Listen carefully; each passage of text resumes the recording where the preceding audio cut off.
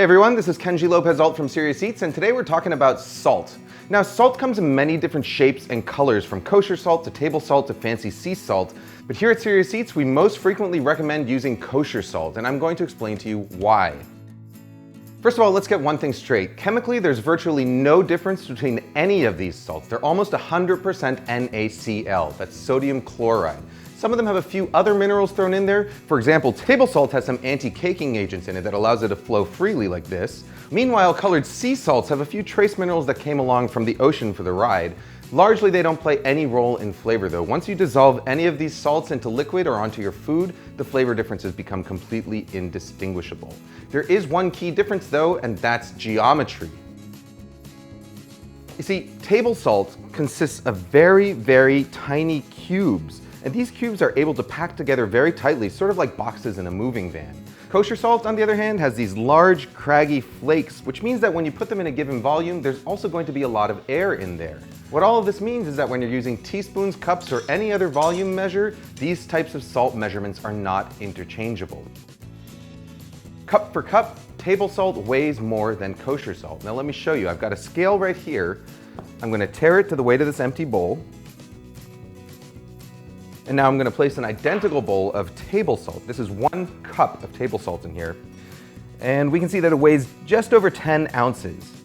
Now meanwhile, this is a cup of kosher salt. When I put this on the scale, we'll see that it weighs, well, just about 5 ounces. So that's half as much salt per cup if you're using kosher salt than table salt. If you season a pot of soup with a teaspoon of table salt, it's going to be twice as salty as if you season it with a teaspoon of kosher salt.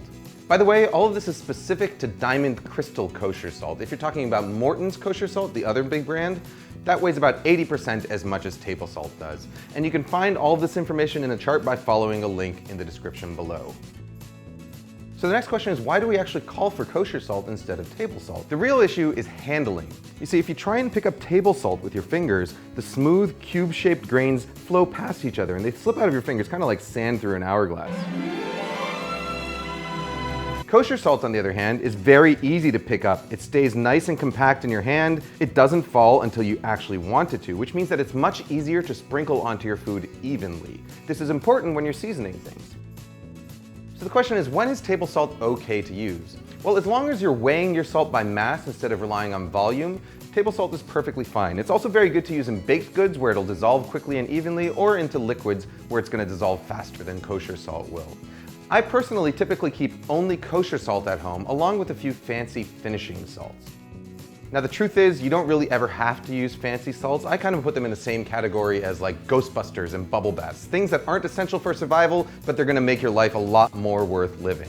Now these fancy salts, they're harvested from bodies of water and the occasional mine all over the world. And depending on exactly how they were formed, they can vary in shape and color a lot. Now the color differences are largely aesthetic, but the shape differences can have a big impact in how we perceive them. Chunky salts like this adds crunchy texture and bursts of salinity as you're eating it, which means that you should only use it to finish your dishes. They're great for many things, like scattering on top of your bread or cookies just before they're baking, or for sprinkling on slices of perfectly cooked meat just before serving. My favorites are this Malden sea salt from England, which has these nice sort of flaky pyramid-shaped grains, and Fleur de Sel from France, which has a sort of moist, chunky texture to it.